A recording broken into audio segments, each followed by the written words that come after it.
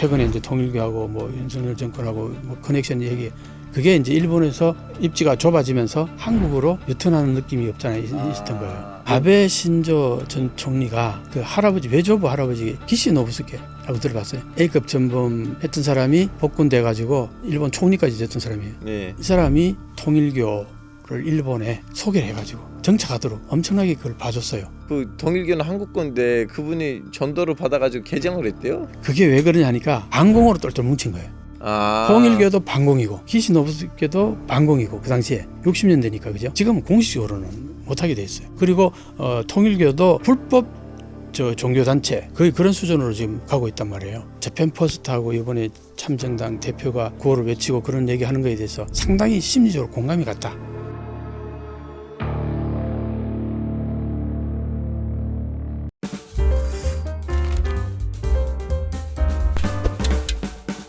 이게 웬 난리지? 난리지 쇼에 오신 것을 환영합니다. 저는 진행을 맡은 알파고입니다. 최근 일본 정치를 지배해온 자민당이 흔들리고 있습니다. 그 원인으로 통일교가 꼽히고 있는데요. 정말일까요? 오늘은 일본 전문가와 함께 현재 일본 정세를 살펴보겠습니다. 어서 오세요. 네, 안녕하세요. 네, 안녕하세요. 교수님, 저처럼 초면인 시청자들 위해서 좀 자기소개 부탁드리겠습니다. 안녕하세요. 저는 이제 일본 외교 안보 이쪽으로 정통으로 이제 공부를 했었고요. 이명찬 박사입니다.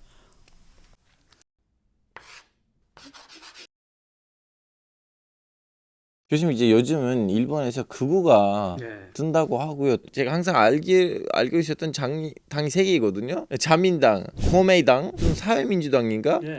저는 항상 이 세 개 정당을 알고 있었는데 갑자기 잠정당이라는 당이 나왔어요. 뭐 일본 포스트라고 하는데 그분들은 어떤 우익들이에요? 왜 그렇게 갑자기 뜨게 됐느냐? 최근에 일본의 변화가 여러 가지 아시잖아요. 외국인들이 엄청나게 몰려들어갔죠. 그 오버투어리즘이라고 그러잖아요, 그죠?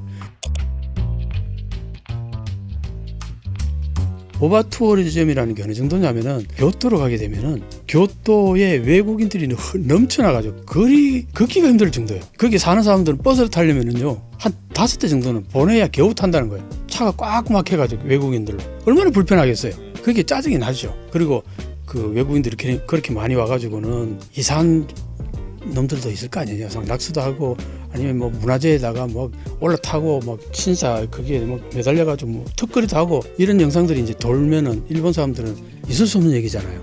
교수님, 저도 그걸 궁금했는데 지금 튀르키예에서 이스탄불도 그런 상황이거든요. 오버투어리즘이긴 한데 이스탄불 사람들 이 사람들 없었으면 우리 뭘 먹고 살지? 그러니까 이 생각이긴 한데 일본이 왜 그 생각을 안 해요? 일본은 그러니까 특이한 거죠. 일본은 어떤 의미에서는 과거에 워낙 잘 살았잖아요, 그죠? 그게 아직도 영향이 있는 거죠. 일본이 잘 살 때는 사회 전체의 질서와 이런 것들이 정말 반듯했어요. 그런 것들이 당연시되고 이제 상식화되어 있었는 일본 사회에서 최근에 몇 년 사이에 갑자기 막 그런 현상들이 벌어지니까 일본 사람들이 당혹스러운 거죠. 좀 심하지 않냐?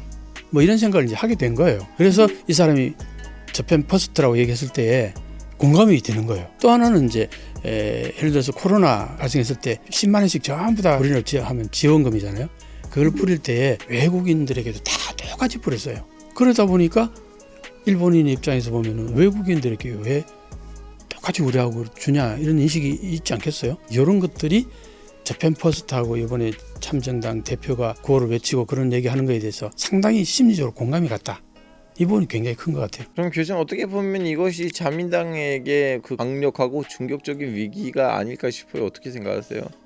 일본말로 쇼미 기계인가 기랬다. 이건 이제 유통기한이 지났다. 난 자민당이 이제 쇼미 기계인가 기랬다. 그 얘기를 몇 년 전부터 해왔어요. 자민당이 지금까지 거의 7, 80년 동안 근간에 야당을 넘어간 적도 잠깐 있긴 했었지만 거의 자민당이 전후 계속 지배해왔다 해도 과언이 아니잖아요. 2차 세계대전 터지고 나서 망하고 나서 정말 일본이 못 살았거든요. 거기에서 55년도 자민당이 만들어졌단 말이에요. 10년 지나서 자민당이 만들어졌는데 한국전쟁으로 인해서 일본은 막 하늘에서 달러가 쏟아져 들어오면서 그때부터 경제가 막 급상승을 하기 시작했잖아요. 64년도 벌써 도쿄올림픽이 있으면서 선진국으로 진입하기 시작한 거예요. 그게 누가 했냐?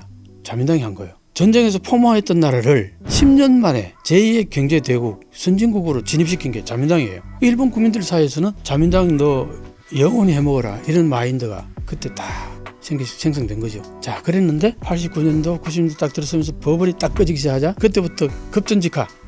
지금까지 쌓아왔던 그 소위 말하는 저축해놨던 자민당의 그 정치적 저축 다 까먹은 거예요.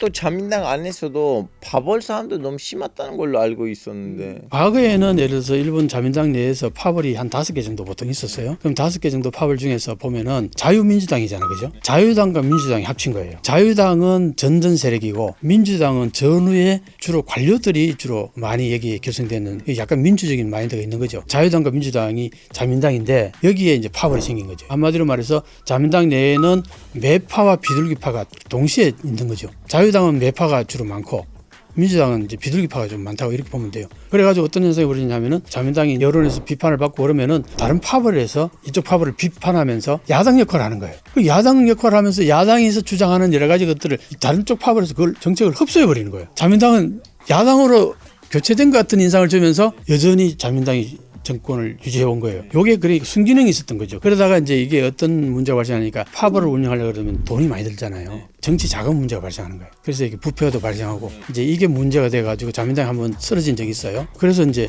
정치 자금을 국가가 이제 거의 배분하고 정치 자금 못 받게 하는 거죠. 공식적으로 받는 것들 딱 정해진 게 뭐냐면은 호텔 파티권이라고 그러죠. 파티권을 파는 거잖아요. 그래서 그걸로 가지고 정치 자금을 모집하는데 거기서 나오는 수익을 어느 선까지는 그 당에다가 이제 반환을 해야 돼요. 최근에는 그 정치 자금을 소위 말해서 뒷주머니에다가 넣었다는 얘기. 바로 그거죠. 뒷주머니 챙기면서 이거는 한마디로 세금을 탈세를 한 거예요. 범죄잖아요. 일본에서 탈세는 굉장히 그 중범죄에 해당됩니다. 이게 크게 문제돼 가지고 자민당이 지금 현재 완전히 거의 몰락 지경까지 간 거라고 봐야겠죠.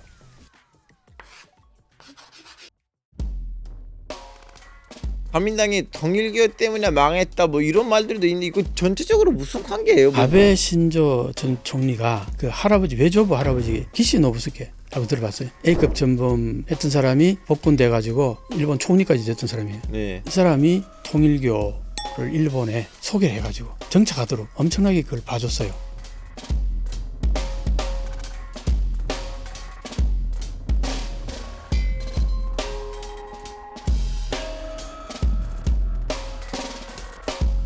그 통일교는 한국 건데 그분이 전도를 받아가지고 개정을 했대요? 그게 왜 그러냐니까 반공으로 똘똘 뭉친 거예요. 아. 통일교도 반공이고 기시노부스케도 반공이고 그 당시에 60년대니까 그죠? 반공 하나로 완전히 그게 미국의 우산 아래서 똘똘 뭉치게 된 거죠. 통일교를 그렇게 이제 정착하도록 많이 면도미를 봐줬다 그러지 일본에서. 그랬는데 기시노부스케의 딸 아베 신조의 어머니죠. 이분이 아베한테 뭐라 그러냐면은 자기 아버지가 통일교하고 가까이 지내는 게 꼴보기 싫었던 거예요. 그래가지고 아베야 너는 통일교하고 절대 가까이 하지 마라. 이래가지고 첫 번째 총리가 됐을 때 딱 끊었어요. 통일교하고. 그래가지고 무슨 문제가 발생했냐니까 그 다음에 선거를 치렀잖아요. 네. 그래서 폭망을 한 거예요.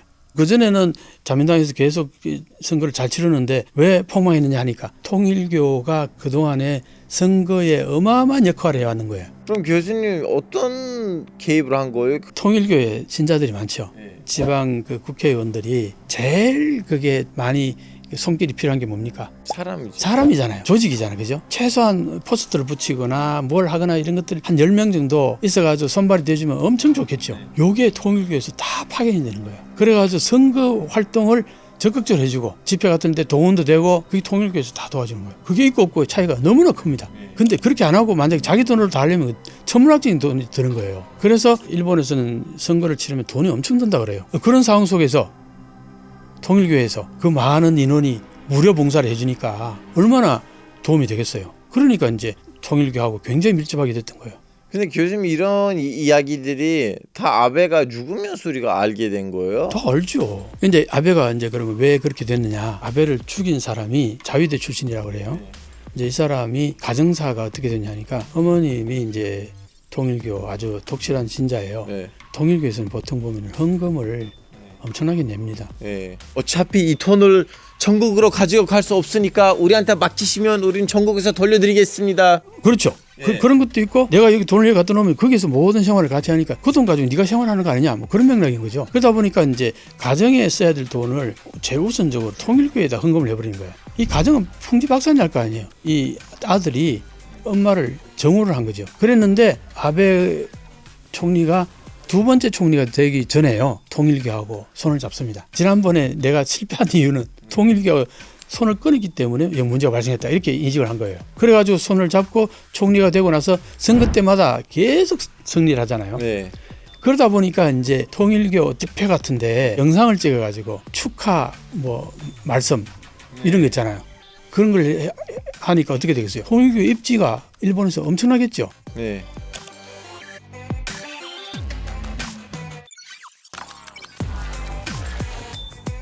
아들 입장에서 볼 때는 통일교가 저렇게 일본에서 번창하고 헌금 다 걷어가고 하는 거 아베 때문이다 본 거예요. 그래서 아베를 총으로 쏴 죽인 거죠. 아베가 있을 때는 그거 모르는 사람이 없는데 그게 기사가 될 수가 없어요. 그럼 그냥 수면 위에 떠오르는 거네요.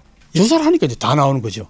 그러면 교수님 지금 이 자민당하고 통일교는 완전히 연을 끊었어요? 못하지요. 지금까지 왜 끊지 못했겠어요? 아베가 1차 때 끊었다가 왜 2차 때 다시 손을 잡았겠어요? 그게 다 선거 문제 이런 것들 때문이잖아요.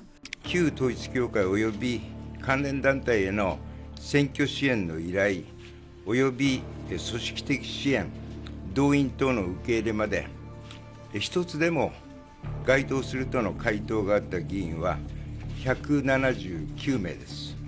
그랬는데 이 아베 총리가 사망하고 난 다음에는 이게 사회 문제가 너무나 심각하게 부각이 되니까 지금 공식적으로는 못하게 돼 있어요. 世界平和統一家庭連合に対し解散命令請求を行うことについて解散命令請求は相当であるとの全会一致のご意見でありました。 그리고 통일교도 불법 종교 단체 거의 그런 수준으로 지금 가고 있단 말이에요. 몰수하려고 했었는데.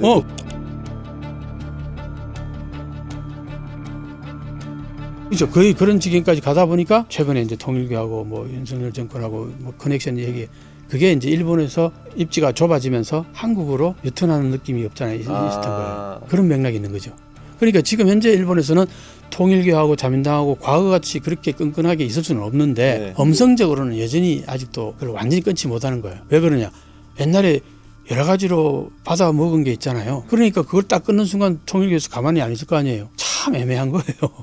지금 상황이 그렇습니다. 그럼 교수님 이 통일교는 왜 일본에서 일본 정치인들이랑 이렇게 아주 밀접한 관계를 가지려고 했어요? 아니 어떤 세력이든 자기 입지를 굳히기 위해서는 어떻게 합니까? 그 나라의 정치 세력하고 결탁하는 게 가장 빠르잖아요. 그럼 얻은 게 뭐예요? 일본의 크리스찬이 0.3%인가 뭐 그래요. 제가 하고자 하는 말은 뭐냐면은 일본에는 종교라는 게 뚜렷한 게 없잖아요. 그죠? 네. 일왕이 이제 신이었잖아요. 그죠? 네. 요게요 1940년대 얘기잖아요. 2차 세계대전이 끝나고 패전하고 나서 일왕이 이제 인간 선언을 해버리잖아요. 그죠?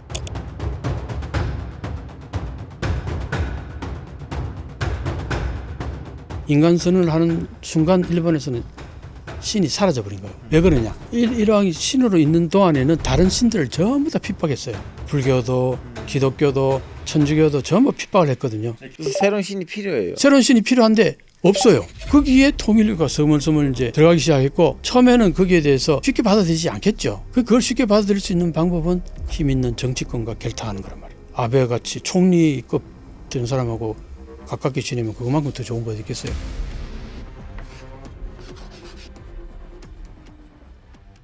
어떻게 보면 일본 자민당 안에서 극우들이 이렇게 빠져나온 것 같은데요. 네.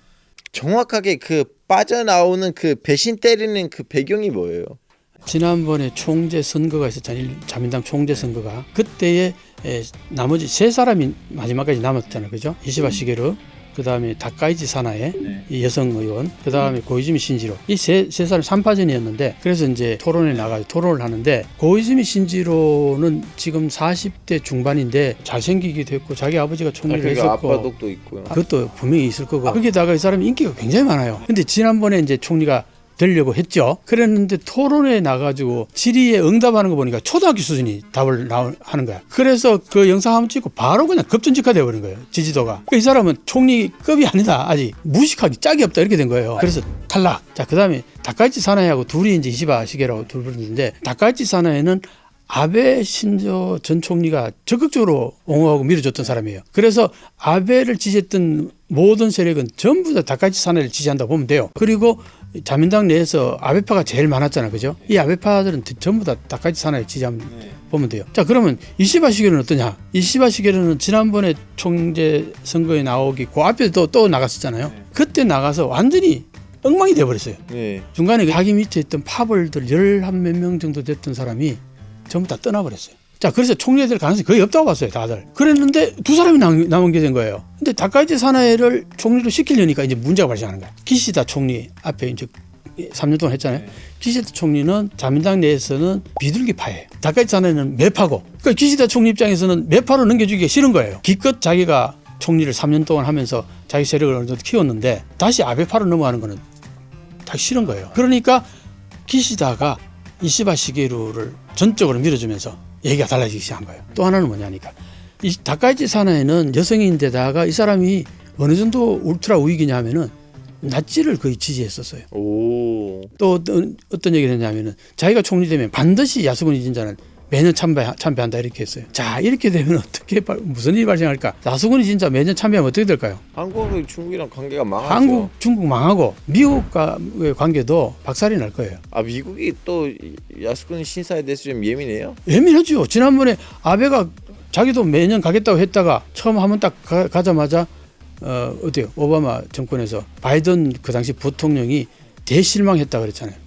저 미국이 거기에 대해서 예민한지는 몰랐어요. 아, 미국도 예민합니다. 왜냐하면 미국도 자기가 도쿄 재판을 해가지고 그 A급 전범을 다 센텐스 때렸는데 그 사람들이 지금 다 합사돼 있으니까 야스쿠니 진자에 사실은 미국이 신경 안 쓰는 것 같아도 역사 문제 신경을 많이 씁니다. 미일 관계가 나빠지면 일본은 제일 민감해요. 한일 관계, 중일 관계 나빠지는 거는 어느 정도 감수합니다. 아베가 그랬잖아요.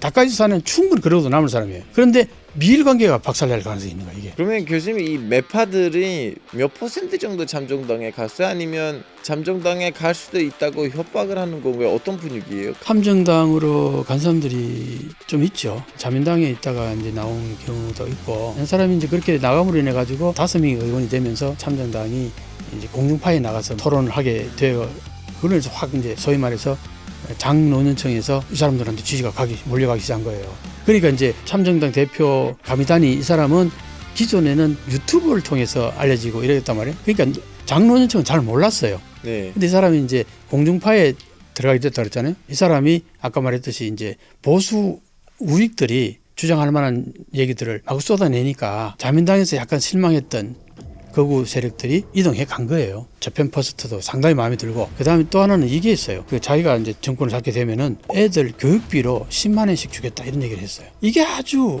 완전히 먹혀 들어갔다 그래요. 보통의 이제 아기를 키우는 엄마들이 여기 혹했다는 거예요. 다른 정당은 아무도 그런 얘기를 한 적이 없거든요. 이게 완전히 포퓰리즘인 거죠.